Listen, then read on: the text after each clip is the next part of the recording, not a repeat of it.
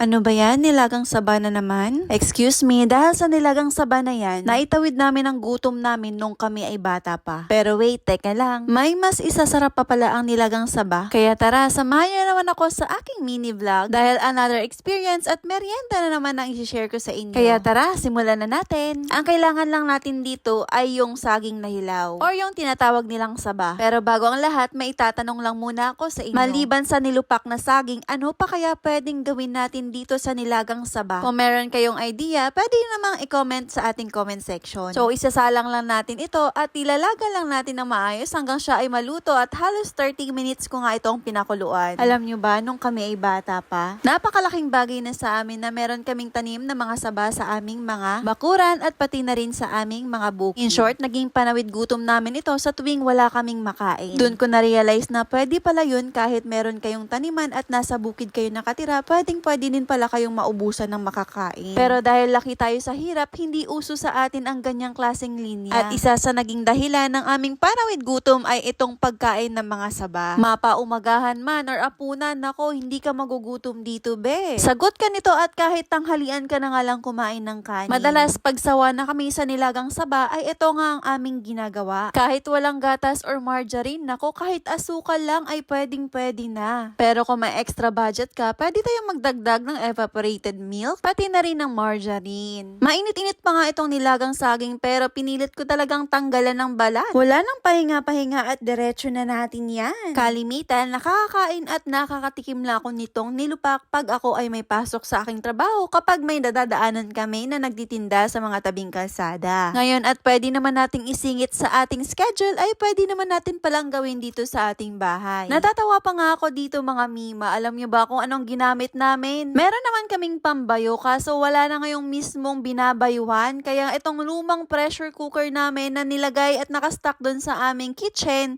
ayun na lang talaga ang aming ginamit. Hindi naman mahalaga yun mga mima. Basta ang importante ay madurog natin ito ng maayos at mapaghalo-halo natin ang mga sangkap natin dito. So ayun na nga, ang una ko nilagay ay meron kaming mascobado sugar na kung saan ay galing pa talaga sa probinsya namin sa Iloilo. Hinaluan ko na rin siya ng asukal na puti para hindi siya ganon katapang ang kulay na parang kulay brown. At syempre hindi din dapat mawawala ang ating margarine na siyang magbibigay linamnam at buhay dito sa ating nilupak na saging. So, hayon at kailangan lang din nating imekos-mekos yan. Naglagay at gumamit din pala ako dito ng evaporated milk at inubos ko nga ang isang maliit na can. Yun pala ang sekreto na medyo mamasa-masa at madikit-dikit itong mga nilupak na saging natin. Hindi lang pala pwede na puro asukal lang. After 13 years, kahit hindi pa ganun kadurog at pinong-pino, mas masarap pa rin yung meron kang nakakagat at nangunguya na saging. Maulan-ulan ng panahon, kaya i-partner na natin yan with coffee.